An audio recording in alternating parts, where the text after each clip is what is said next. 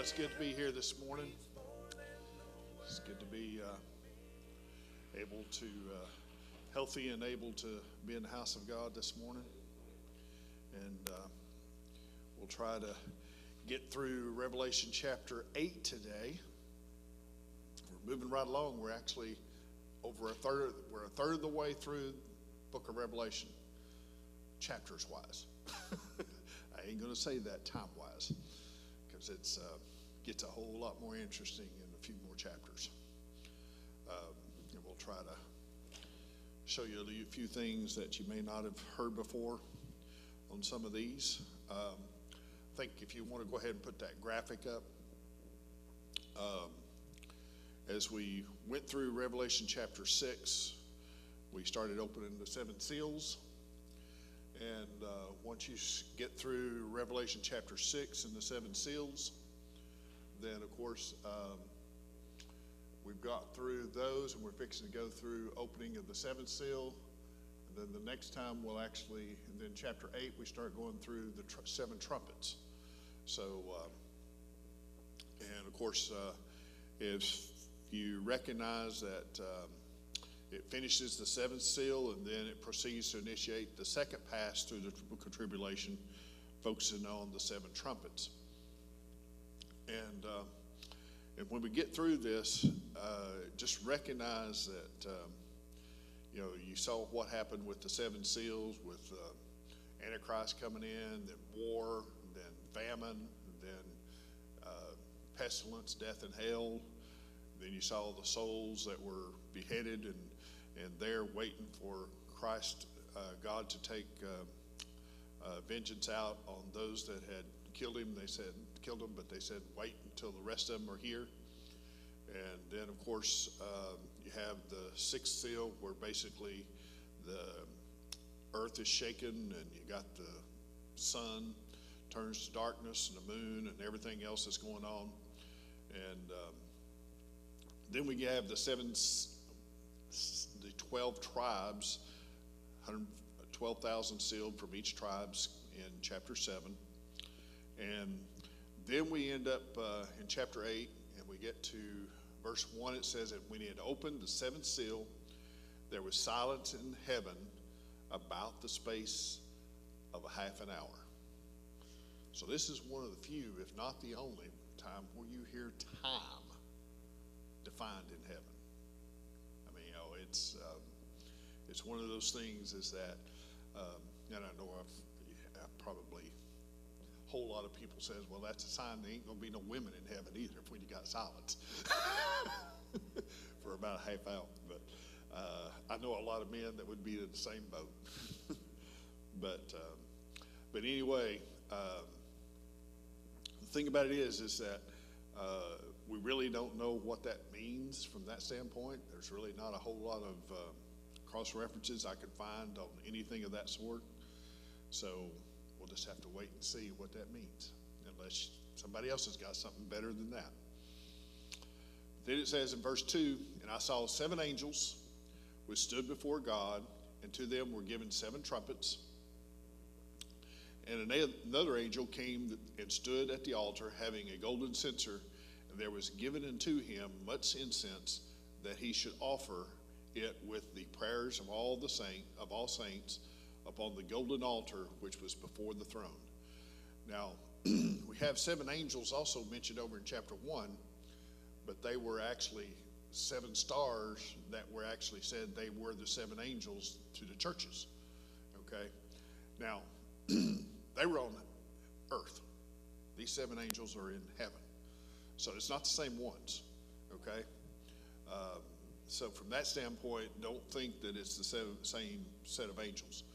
But these angels are fixing to sound, and from this point forward, we see the seven seals, and then the seven trumpets are discussed in Revelation chapter 8 through 11. Then you have the seven vials that are discussed in Revelation chapter 15 through 16. And you also have seven thunders that are sealed to where we don't know what those are in Revelation chapter, I think it's 9, no, chapter 10. So we have multiple passages of 7.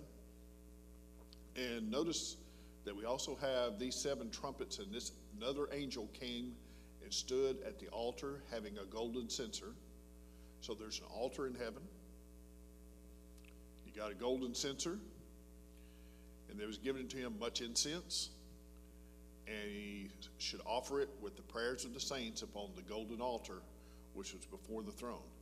So one of the things to recognize, the tabernacle that God gave Moses all the directions for, that was to actually mimic the actual real altar and everything up in heaven. Basically, that's the reason why Christ had to go back up into the Holy of Holies and present his blood. No different than what the high priest had to do here on the earth for sacrifice for sin. In Revelation chapter 7, verse 15, you read, "Therefore are they before the throne of God and serve him day and night in his temple." He has his temple. "And he that sitteth on the throne said, Dwell among them." And in Hebrews 8, 1 and 2, and verse 5, says, Now of the things which we have spoken, this is the sum. We have such a high priest who is set on the right hand of the throne of the majesty in heaven, Christ, a minister of the sanctuary and of the true tabernacle. There's the true tabernacle up in heaven, which the Lord pitched and not man. Okay? All right. Who serve unto the example and before the heavenly things, as Moses was admonished of God when he was about to make the tabernacle. For see, saith he, that thou make all things according to the pattern showed to thee in the mount. So the pattern was based on the heavenly tabernacle. So everything they've got is based on what we also have up in heaven. And so from that standpoint, you need to get that view in your mind that the tabernacle in heaven is where all this is going around and everything. When we get up there, that's what you're going to see. And and then over in Revelation chapter 11, verse 19, it says, "And the temple of God was opened in heaven." Again, it's in heaven. "And there was seen in his temple the ark of his testament," just like the ark of the covenant down here. "And there were lightnings and voices and thunderings and an earthquake and great hail." So we see that the temple is up in heaven. And then in Hebrews 9, verse 4, which had the golden censer and the ark of the covenant overlaid round about with gold, wherein was the golden pot that had manna and Aaron's rod that budded and the tables of the covenant. So there we have, that's the one that's here on earth. Now notice the parallel between what's fixing to happen here and what happens when they was doing the offering back in the Old Testament. Notice in Exodus chapter 37, verse 25. "And he made the incense altar of shittim wood. The length of it was a cubit, and the breadth of it a cubit. It was 4 square, and 2 cubits was the height of it. The horns thereof were the same, and he overlaid it with pure gold." Now there's a brazen altar, where? Out in the courtyard, okay? But it's not in the Holy of Holies. That's the golden. And it says both the top of it and the sides thereof round about, and the horns of it, also he made it into the crown of gold round about. So we see that this picture up in heaven of the golden censer and the altar and all that kind of stuff, it's actually fixing to be something similar to what happened in the Old Testament, okay? So what you'll find is that God had everything a reason for a type in the Old Testament of something that's actually also that's real and going on in the future as well. Then in verse 4, we see that this angel that was before the throne, "And the smoke of the incense, which came with the prayers of the saints, ascended up before God out of the angel's hand. And the angel took the censer and filled it with the fire of the altar and cast it into the earth. And there were voices and thunderings and lightnings and an earthquake." So we can see that the prayers of the saints is the key here that we're looking at. In Revelation 5:8, notice what happens.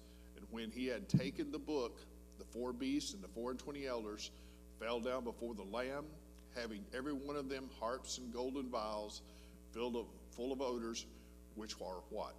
The prayers of the saints. Just think about this. When you start looking at this, the prayers that we have of the saints are sweet-smelling odor to God. They're just like burning incense, and it smells so good. Okay? That's what our prayers are. And when you start thinking about how God savors those prayers, it ought to make us want to just be on our knees a whole lot more. So, and the thing about it is that they're mentioned everywhere. In Psalms 14, I'm just going to give you a couple. Psalms 141:2, let my prayer be set forth before thee as incense, and the lifting up of my hands as the evening sacrifice. Luke 1:10, and the whole multitude of the people were praying without at the time of the incense. So it's again, just like the Old Testament and the tabernacle that was set before them. Timing of these fixing to be 7 trumpets should be toward the latter half of the tribulation period. You know, Satan is cast out in the middle, but every one of these is basically, when you start seeing the 7 trumpets, since they're going to be basically causing all kinds of havoc here on the earth, that's after Satan really steps himself up, and that's when everything starts, basically all hell breaks loose on the earth. So the timing of this is not easily given, but in my mind and the way Lord's putting everything out, it's the last 3.5 years of the tribulation period. So notice what happens in Revelation chapter 8, verse 7. We get the first trumpet. And it says, the first angel sounded, and there followed hail and fire mingled with blood, and they were cast upon the earth, and the third part of the trees was burned up, and all green grass was burned up. So we see that the first is hail and fire. It don't say, as it were, hail and fire. It's going to be hail and fire, period. Now, you say, well, we live in the age of nuclear bombs and all that kind of stuff, and they can rain all that kind of stuff and do all that, and cause the green grass and everything to go away. But that's not what God said. And the thing about it is that notice how, and we will start noticing this, how many times the use of the word third part in all of these are mentioned, okay? So that's one of the things I want you to notice. But he's referred to hail and fire basically several times on how he's caused judgment to occur in the Old Testament. And you see just a few of them here in Exodus 9:23, and Moses stretched forth his rod. This is when they was coming out of the land of Egypt toward heaven, and the Lord sent thunder and what? Hail, and the fire ran along the ground, and the Lord rained hail upon the land of Egypt. So there was hail and fire mingled with the hail, very grievous, such as there were none like it in all the land of Egypt since it became a nation. Going to be more like it later, but hail and fire, I mean, no different. And you'll find similar type things going on when you get over to Revelation chapter 11, and the 2 witnesses, they're able to do the exact same things, okay? Notice in Psalms 18:12, and the brightness that was before him, his thick clouds passed. What does it say? Hailstones and coals of fire.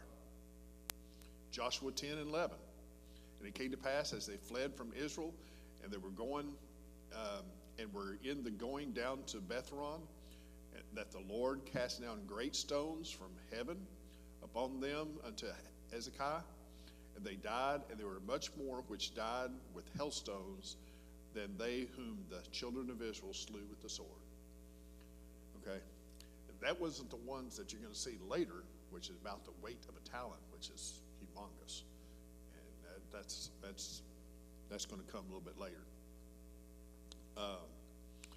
But the thing about it is that, and I actually give you a couple more verses there, Isaiah 30:30, Ezekiel 13, but God's destroyed things with hail and fire before, so that's nothing new, okay? But this world hadn't seen it. This generations and everybody else at this time hadn't seen that kind of thing going on, so it's going to be new to them. Then we get to the second angel. And the second angel sounded, as it were, a great mountain. Now, what's different here than what we saw in verse 7? You got it, as it were. So this is not a real mountain. This is something like it was a great mountain, okay? So that's how Revelation is really made to make it sound much more simple. When you see as it were, like as, whatever, that means it's not really that, but it's something similar to it. When you don't see those words, it means exactly what it says, okay? And that's the key to understanding the book of Revelation. Our angel said, and there fell a great star from heaven, burning. Let's say I'm the wrong one. And the second angel sounded, and as it were, a great mountain burning with fire was cast into the sea. Notice, and the third part of the sea became blood, and the third part of the creatures which were in the sea that had life died, and the third part of the ships were destroyed. So here we see, as it were, so it's a great mountain similar to a great mountain. So it could be an asteroid. It could be whatever God chooses to be that way. But it's cast into the sea. And the thing about it is that this one could be a situation where a lot of times the sea mentioned in the Bible is referring to the Mediterranean Sea. Okay? But I look at this and say, well, the sea, in my mind on this one, means the salt water, because the next one goes to the rivers, which is the fresh water. So, but it could be just the Mediterranean Sea itself, but there's no specific there, but it means that it's not a real mountain, but it appeared to be a great mountain, but it results in a third part of the sea, and that's the reason why I put saltwater areas could be the main emphasis here. Became as blood. Became blood. You know, it didn't say as blood. It said became blood. So imagine, I don't think the fish and everything in there can actually breathe and survive when they're breathing blood, because they don't have oxygen in it like the water does. All right? So those things are going to die. Now, has anybody ever seen a whole bunch of dead fish wash up on the bank? Floating. I mean, basically, that's the way it's going to be. It's going to be nasty. Okay? And third part of the ships that were in the sea, destroyed. And nothing new here. Moses turned the water into blood, didn't he? All right? So this is nothing new on the same type. It's just on a different scale. All right? Psalms 105:29 says he turned the waters into blood and slew their fish. Very similar to what you're going to see during the tribulation period. God's judging the Gentiles, once again, similar to how Moses dealt with Pharaoh. I mean, this same approach. All right? Give them the same doses of medicine. Now notice that in verse 9, verse 10 rather.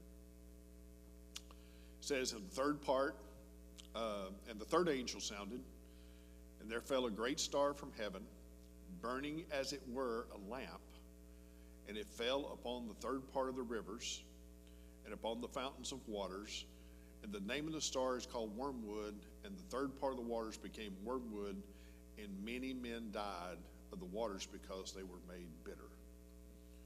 All right? Notice how this is written. And there fell a great star from heaven. So that means a great star from heaven is falling.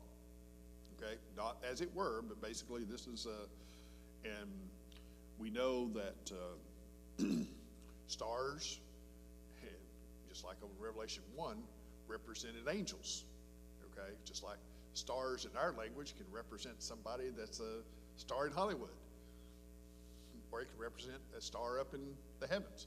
So that's nothing new. But the star from heaven, burning as it were a lamp. Now, what happens when things come back through the earth atmosphere? They burn. They start burning, right? So here you, and my own thoughts on this is that can I prove it exactly? No. But notice that it's going to the rivers and upon the fountains of waters. And the name of the star is called wormwood. And the third part of the waters became wormwood, and were many men. So now you have fresh waters being poisoned, okay, with this. So my thoughts are, as it's breaking up in the atmosphere of this big star, it's fallen in different places in all the fresh waters, into pieces that's going to basically poison those waters. And the third part of the waters became wormwood. Think about that. Worldwide, third part becomes poisonous, bitter. Huh? You darn tootin'. Unfit. But more than likely, they don't know it until it's too late on a lot of it. Okay, because it says the third part of the men basically died. So here you have a third part of the seas, a third part of the men. Can you imagine the worldwide calamity of this? I mean, the third part of the men is 2 billion people right now. 2 billion. Imagine having to deal with that plus the sea creatures and everything else in a fairly short period of time, because we don't know the timing between these, but my gut feeling is it's not a lot of time. I mean, it's God's basically one right after the other. Once they get one thinking they got it ready and dealt with, here comes the next one. Notice that this is nothing new as well. Says in Jeremiah 9:15, therefore thus saith the Lord of hosts, the God of Israel, behold, I will feed them, even this people, with wormwood, and give them water of gall to drink. Jeremiah 23:15, therefore thus saith the Lord of hosts concerning the prophets, behold, I will feed them with wormwood, and make them drink the water of gall, for from the prophets of Jerusalem is profaneness gone forth into all the land. So, and some of this actually happened in the past. So, I mean, it's one of those things. God's not doing anything new here. He's just doing it on a lot larger scale. Okay? And a lot of people fail to recognize that simple concept, is that God is basically giving men, once again, the doses that they deserve. Then we get down to verse 12. And the fourth angel sounded, and this one's going faster than most of them for some reason. And the fourth angel sounded, and the third part of the sun was smitten, and the third part of the moon, and the third part of the stars, so as the third part of them was darkened, and the day shone not for a third part of it, and the night likewise. And behold, I beheld and heard an angel flying through the midst of the heaven, saying with a loud voice, woe, woe, woe. Anytime God repeats something right after another, it means to pay attention. Woe, woe, woe to the inhabitants of the earth by reason of the other voices of the trumpet, of the three angels which are yet to sound. Okay, so you've gotten, this is the fourth one. You still got three more yet to go. But notice again, third part of the sun, third part of the moon, third part of the stars, and a third part of them was darkened, and the day shone not for a third part of it. So how he's going to do this, I'm not exactly sure, but maybe, sun, the third part of it goes black. So therefore, you lose a third of your day, the way it's set up. Because it says the third part of the sun was smitten. So that means a third of it's going to be smitten. And the third part of the moon, and third part of the stars. So not only is and you have to sort of sit down and think he's really wanting to put men in darkness. You wonder if the power grid is going to go down with it, to where basically nighttime is really nighttime. I mean, it's dark, pitch black everywhere. But that's just supposition, but you never know what God's thought is in these situations and how he's planning on actually executing the details of it. But and then in Exodus 10, and once again, it's not nothing new. In Exodus 10, when Moses was dealing with the Egyptians, verse 21, the Lord said unto Moses, stretch out thine hand toward heaven, that there may be darkness over the land of Egypt, even darkness which may be felt. Notice that one. That it be felt. Okay? That's when, how many of you, when you were kids, were afraid of the dark?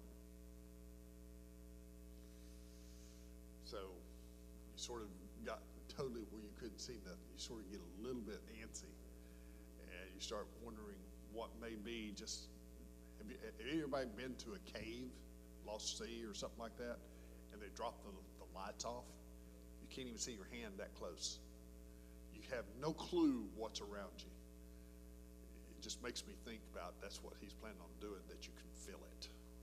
Okay? You can feel the darkness. Over the land of Egypt, even darkness which may be felt. And Moses stretched forth his hand toward heaven, and there was a thick darkness in all the land of Egypt 3 days. Makes me think of the third part, 3 days. But Zephaniah 1, 14 and 15, the great day, is that referring to what we're talking about? The great day of the Lord is near. It is near and hastens greatly. Even the voice of the day of the Lord, the mighty man shall cry there bitterly. That day is a day of wrath, a day of trouble and distress, a day of wasteness and desolation, a day of what? Darkness and gloominess, a day of clouds and thick darkness. So it's going to be dark. And God's going to take that sun and basically make people, and just think, you've got darkness, you've got third part of the sea becoming as blood, and you got a third part of the fresh waters being poisoned, and basically you also have the first one, which is basically the hail and the fire mingled with it. You get darkness at the end, you have no clue what's fixing to happen. But when we get to Revelation chapter 8, if it actually happens while you're in darkness, these beasts come up out of the bottomless pit. Imagine that. On top of that, all you can hear is their wings flying around, and you can't see them, but they will be seen eventually. But the thing about it is, because they're going to torment them for 5 months, and we'll definitely get into that a little bit, hopefully next week. But the thing about it is that the book of Revelation here, and we're still in the 7 trumpets. We went through 4 of them. The 7 thunders are also sort of embodied within this, but God don't let us to hear what that is. And so Revelation chapter 9, he goes through the 5th and the 6th trumpet, and you start noticing a pattern. What happened at the end of Revelation chapter 6, you had Revelation chapter 7, which basically said, oh, by the way, let's discuss all this other stuff, right? And then chapter 8 starts with the 7th one. You're going to have the same situation happen with the 7 trumpets. You got chapter 8 and 9 going through trumpets 1 through 6. Then all of a sudden, oh, by the way, we got something going on here. We're going to describe some other stuff that's going on. And then all of a sudden, toward the end of chapter 11, you'll find the 7th trumpet again. Okay? And then chapter 12 and through 14, we'll go through the Antichrist and all of his kingdom and everything else and what's going to happen with that. And then all of a sudden, you go back to the the vials and the 7 plagues associated with those. So you're starting to see the pattern that the book of Revelation is written with. And that's the reason why we're saying we're actually going through. Now, like I said, it may be the latter part of the tribulation period and the latter part of it based on what's going on. But the thing about it is recognizing that it's going through different situations of what's going to happen. So hopefully this has been helping you a little bit to understand and grasp the book of Revelation a little bit. But anybody got any questions before, since I've only got notes up through chapter 8, I sort of thought it would take a little bit longer since it's about the same amount of pages. But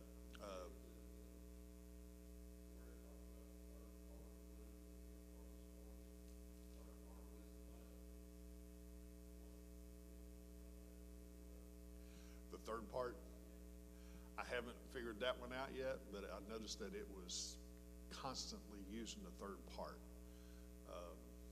I know I'd have to go back and look and see if I can see some numbers on the third part. Brother Wayne may know something there, but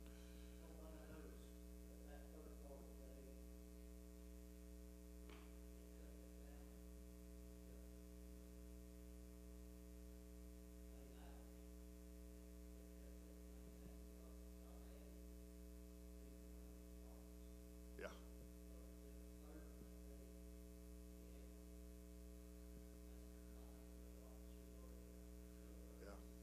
And of course, what was it, 3 hours that there was darkness when Christ was on the cross as well.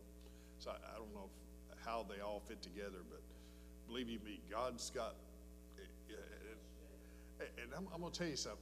The more you look at everything that God has, there's always something there as an example somewhere else that you can find. Just like you see all these, every one of them's happened before. There's nothing new other than the scale of it has been magnified because it's worldwide now rather than just on the nation of Egypt. But every one of them was used with the nation of Egypt and the punishments that happened back then. So he's, when you go through in the tabernacle that's there, it's patterned after one in heaven. So it's always something that he's got something that he's going, and there's always some parallels somewhere if you can find them. And that's the key, is recognizing that that's there and then trying to go find where those parallels are written. And I will be trying to look up third,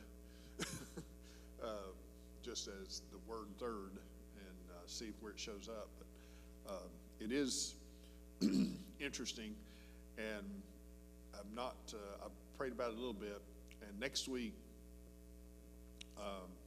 there's some interesting things about the bottomless pit, and if you look down in verse 11 of chapter 9, they had a king over them, which is the angel of the bottomless pit, whose name in the Hebrew tongue is Abaddon, but in the Greek tongue hath his name Apollyon.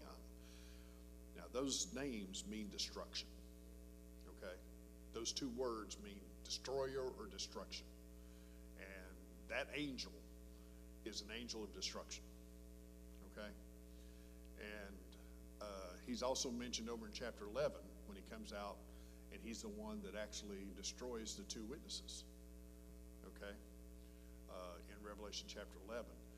And praying on whether or not to reveal more about that person either next week or when we get to Revelation chapter 11. But that person can be identified, put it that way.